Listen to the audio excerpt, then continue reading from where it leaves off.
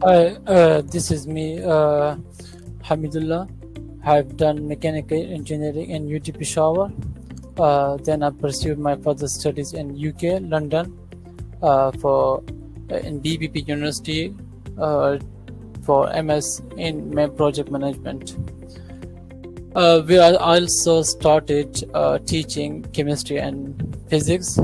I have more than 3 years of experience in teaching two subjects to GCSE students up to year 11th grade.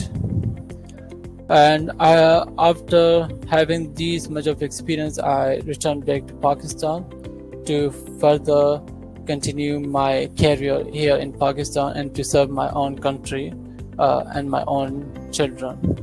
Yeah, this is all from my side. Thank you. Bye bye.